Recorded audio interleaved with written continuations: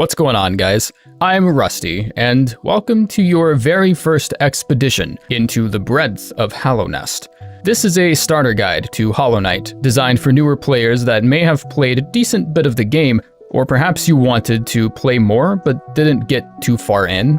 We're covering basic gameplay mechanics, movement abilities, the use of charms, and general tips on how to travel and explore such a large kingdom without getting lost.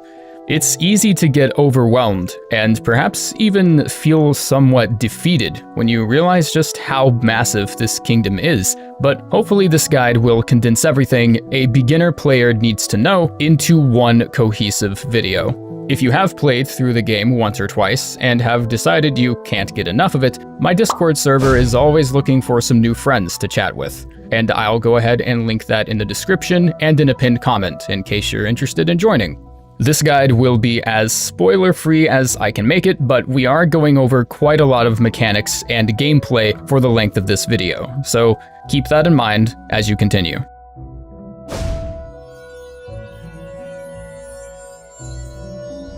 The basics of Hollow Knight are pretty simple to understand. You have your health meter here in the top left measured by masks, which is pretty self-explanatory. When your masks are expired, your health just reaches 0 and you die. This will probably be happening a lot in the first few attempts as you learn the ropes of the game, so don't get too discouraged by the learning curve. To the immediate left of that is your soul meter. It currently starts as empty, but you can fight enemies as a means of extracting the energy from them and filling the meter up to the top. This allows you to access a healing mechanic by holding down the B button, or whatever respective input that is for you, and a few other skills and abilities as well down the road. It will take 3 hits on an enemy to fill up your meter to the point where it is usable. At this point, you are allowed to heal yourself, which is generally best done in a safe area away from the face of danger. Both your amount of soul and your health can be upgraded or buffed with various items and charms as you progress through the game. Permanent upgrades to your health and soul gauge will respectively be given in the form of mask shards and vessel fragments. Shards and fragments are quintessential items to your Hollow Knight playthrough, and neither should be ignored. It takes 4 individual shards to form a complete mask, and 3 fragments to form an extra soul vessel. These items can be earned from defeated bosses, they can be sold to you, or just found during your exploration of the kingdom as a reward for some tighter platforming. Your soul gauge is absolutely critical to your vessel, as it does much more than just let you heal.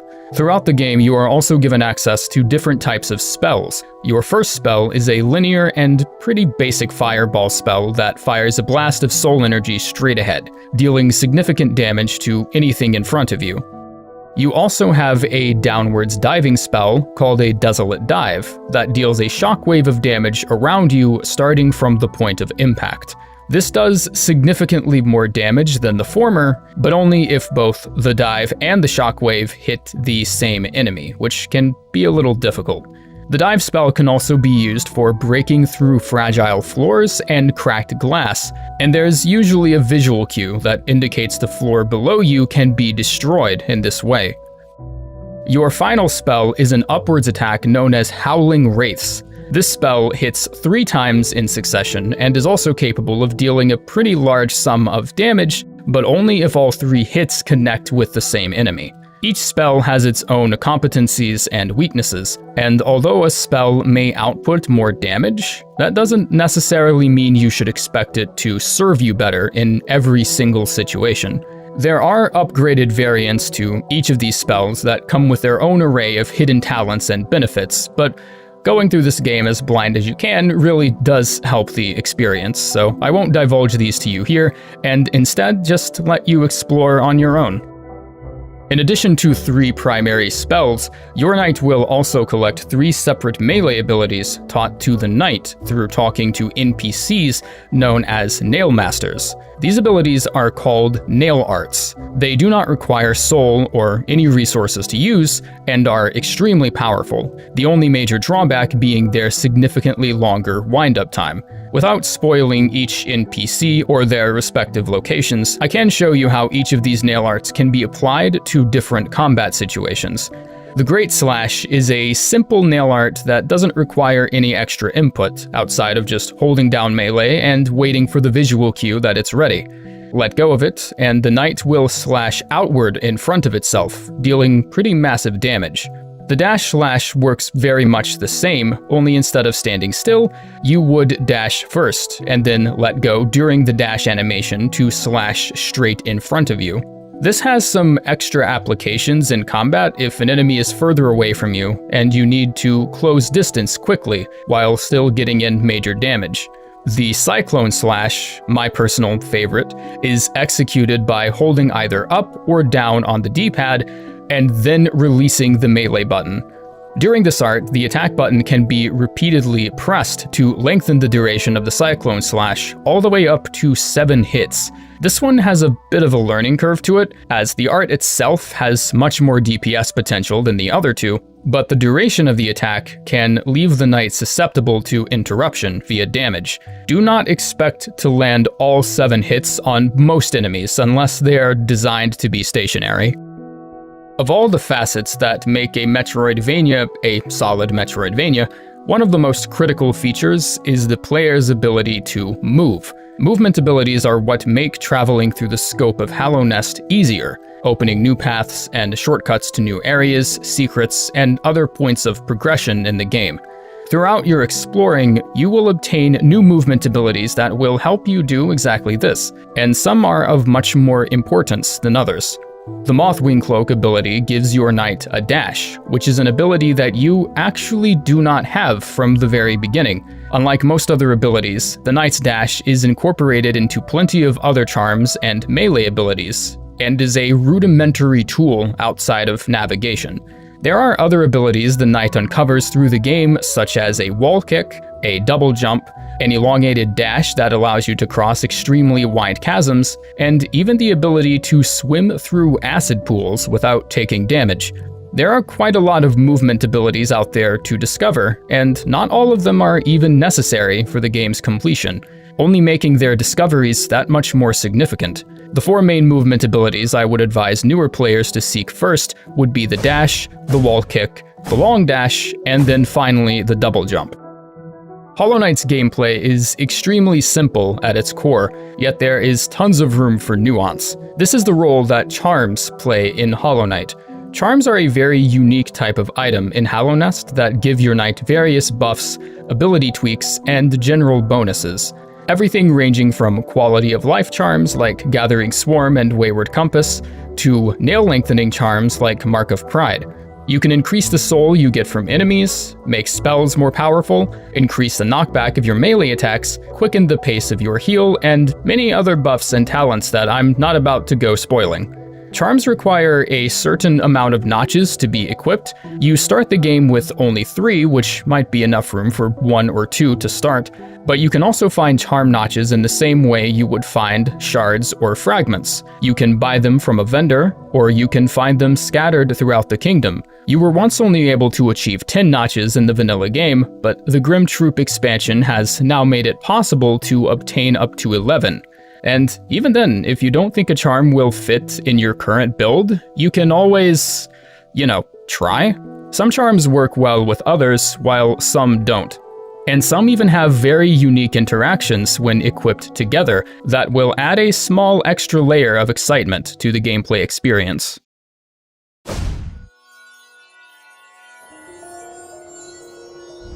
Exploration is of paramount importance to the experience you will have in Hallownest, and it's just as important to know where you're going as it is to occasionally allow yourself to get lost. Not all those who wander are lost, and Hollow Knight is a cornerstone example of this philosophy.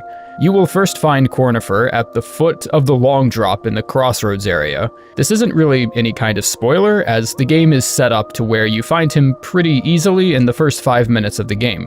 Cornifer is an invaluable NPC that sells you maps to the area you're currently in, and what is a Metroidvania without a solid map system? The more you take the plunge into the Old Kingdom, the more necessary maps become, as the many interweaving routes become increasingly more complex, and can even be a tad overwhelming if you let it. This is why maps are integrated into the game the way they are. Maps give you some information that Cornifer has already filled in for you, but the only way to properly chart where you've been by yourself is to purchase the Quill item from Izelda. Now you can fill in the map as you explore. Sitting on a bench updates your map with all of the new locations you've discovered prior. This is a system I've always been fond of because it gives you just enough guidance through the area while still encouraging exploration due to the fact that you have to physically go through the areas in order for those areas to be filled in on the map. The Wayward Compass charm is also a massively helpful tool here because with this charm active, you can see the exact location you are on the map, giving you an easier perspective on where to go next. Along your journey through the kingdom, you will almost definitely come across these critters trapped in glass jars. These little guys are called grubs, and rescuing them from their capture will get you access to a variety of geo and other rewards from the Grub Father in the Crossroads. Upon descending into the Crossroads area at the start, just keep heading left until you find this room here. This is the progress room for how many grubs you have freed from capture, and the more grubs you have freed during your journey, the more generous the Grub Father becomes with his rewards. Rescuing one grub gives you 10 geo, rescuing a second gives you 20, a third gives you 30, all the way up to 46 grubs in total. These guys don't seem like too much of a big deal, but I promise it's worth your time to go forth and rescue as many as you can find. The Grub Father also gives out other rewards like mask shards, charms, and pale ore that you can use to upgrade your nail. The kingdom of Hallownest is filled with hostile faces and deadly foes, but there's a handful of friendlies that you can talk to, and some of them are very much worth seeking out due to their quest lines. Don't be afraid to take your time and just assimilate yourself into the local flavor. Make friends, talk to warriors, hear stories of the travels of others, and just absorb all the details. Some NPCs can actually help you along your quest in very unexpected ways, so it certainly pays to talk to everyone you can and just absorb as much info as possible from the locals of the kingdom. Some NPCs have quest lines that can be followed all the way to the ends of the game, and some also become vendors in the game that have various trinkets and charms they can sell you. It pays quite a bit to be social, because you never really know who you're talking to or the relationship you would end up cultivating with them by the end of the game. The story and exploration of Hollow Knight is what makes the game feel as massive as it is, but the game's mechanical aspects contribute to this atmosphere just as much. A large percentage of the gameplay revolves around using your movement abilities to conquer the natural hazards of the kingdom. Acid pools, crystal lasers, and various spikes and thorn pits of the like. It's always important to keep an eye out for when you can use one of these abilities to traverse an otherwise impassable obstacle. If you have the wall jump ability and see an instance where you can perform it, but the surfaces might be too high up, this indicates that you could be missing out on another ability you need to see what's up there. The platforming begins fairly simple, while also encouraging the player to think of creative solutions to get past obstacles, such as downstriking a series of spikes to get to a hard-to-reach grub or a particular relic. The platforming expectedly gets more precise as you discover more late-game areas, but your abilities are given to you in a way that makes sure you can be equipped for that challenge. Master your movement abilities and you can uncover relics, new charms, fragments, charm notches, and even entirely secret areas that are off the beaten path. Recognizing signage in the environment goes a long way when you feel like you've lost yourself somewhere in one of the game's many winding canals and interweaving tunnels. Hallownest has signage all throughout its kingdom that prevents the player from ever completely feeling like they're 100% lost.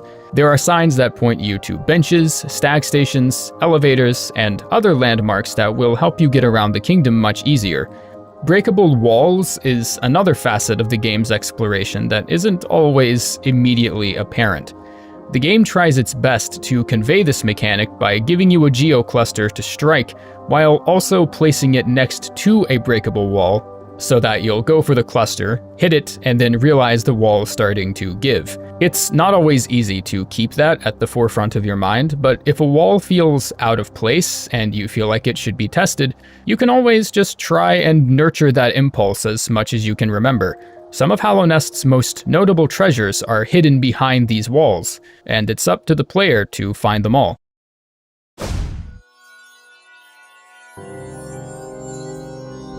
We might be getting into some minor gameplay spoiler territory in case some of you may not want to continue, but I will be briefly mentioning charms that can be found in the late game. Certain combat-related charms are designed to accentuate certain playstyles that you may have. If you gravitate towards melee builds that utilize your nail, you could invest in nail lengthening charms like Long Nail and melee damage charms like Fragile Strength. If you tend to prefer a playstyle that uses ranged attacks and spells and whatnot, you might be better off investing in a spell damage charm like Shaman Stone, possibly coupled with either Soul Catcher or Soul Eater. There are also charms you can seek out that are designed to increase your survivability. Quick Focus, for instance, decreases the amount of time it takes for you to heal, leading to exploiting more healing opportunities in the middle of chaotic encounters or bosses with faster attacks. Once you begin finding charm notches throughout the kingdom, your freedom to create and experiment with builds increase dramatically. I've always been a personal fan of what I call the Mark of Soul build. Soul Eater and Shaman Stone for the first 7 charms to maximize spell efficiency and DPS, followed by Mark of Pride for the really convenient reach. If you've made it to a certain point in the Grim Troop expansion, you will likely have 11 notches instead of 10. And there are some pretty underrated single notch charms you can find out there, so I'll leave that last one up to you. Advanced combat techniques isn't really a topic that seems compatible with a game like Hollow Knight, but you would be surprised just how specific your playstyle can really become with a bit of practice and some patience. One of my favorite techniques involves the use of the Quick Cast button, which triggers the spell as you press the button instead of when you release it. This is so that the game can properly distinguish when the player is trying to heal versus when the player is trying to use a spell. When approaching an enemy, you can engage with a Nail Strike and then immediately follow up with a Vengeful Spirit, dealing some pretty decent burst damage. This technique is especially good against dispatching early game enemies really quickly, because the player likely won't have that many upgrades. It's quite a common occurrence for newer players to forget they even have access to spells, and so it's always good to practice being a little more mindful of them if you don't feel like you're using them too often, or you notice that your soul gauge spends a lot of time being topped off. But the greatest defense, at least in Hollow Knight, is also a great offense. Practicing healing during frenetic encounters and faster boss fights is an invaluable skill to learn, because the pressure can get pretty overwhelming at times. Boss fights are one of Hollow Knight's most highlightable facets of its gameplay, and they make up some of the game's most memorable moments for me. Knowing where to look for opportunities to heal during boss fights is quite the skill to have, especially once you get into the late game, because those windows will expectedly become fewer and further between. Some bosses can be forced into a staggered state when hit a certain number of times, although this number isn't the same for every susceptible boss. Healing windows can also be found in between longer-winded attacks dealt by some bosses. The Brooding Moloch has a 2-hop attack where it hops towards you once and then back to the center of the arena. If it hops towards you once and misses, and you stay on the sides of the arena during the second hop, you will almost always be able to heal yourself. When the False Knight jumps to the center of the arena and begins flailing his mace around, this is a great opportunity to retreat to the sides of the arena and pop a quick heal if you need it. As you begin learning the finer mechanics and specifics of what the game expects from you, looking for these windows of opportunity will come to you much more naturally. Downstriking on and parrying enemies are essential and perhaps even underrated mechanics of the game that I haven't seen get a lot of use. In order to parry an enemy attack, you must time your Nail Strike to clash with the enemy's attack. When done correctly, you will receive a higher pitched clashing noise, and the gameplay will freeze for an extremely short moment, indicating that the parry was successful. This is a highly advanced combat technique that almost seems to happen naturally by complete accident. And as you learn the timing of certain bosses' attacks, parrying an attack really does seem to just happen more on its own, but it certainly can be done purposefully with a bit of practice. Parrying an attack comes with a couple benefits. You receive a quick moment of invincibility frames, as well as doing the damage you would have to the enemy had your attack went through normally. Parrying is a bit on the nuanced side, however, but you still have the option to downstrike over enemies to avoid certain attacks while still doing damage. Practicing this just gives you an extra degree of movement and control over the environment that a lot of your enemies won't be able to defend against. Downstriking is an extremely useful skill to learn both for platforming and for combat, and perhaps even if you'd like to throw in a sequence break or two in there for good measure. After you've spent a good deal of time with this game, this is something I would hone in quite a bit of practice into. Mastering the timing of downstriking can really help your combat experience and can open up the areas you're able to explore pretty drastically. But of course, the most important bit of knowledge to keep in mind if you really want to get into Hollow Knight is to approach it with an open mind and just be a little patient with it. If the game seems slow to start, that's only because it wants to take its time. If you'd like some more tips and guides on how to tackle certain bosses or obstacles in Hollow Knight, there's an entire community behind you waiting to help you out. Thanks for tuning in. I'm Rusty, and tell me in the comments about some of your most memorable experiences in the game during your first playthrough. Just without, being too spoilery, of course. Thanks for watching, and I will see you in the next video. Take care.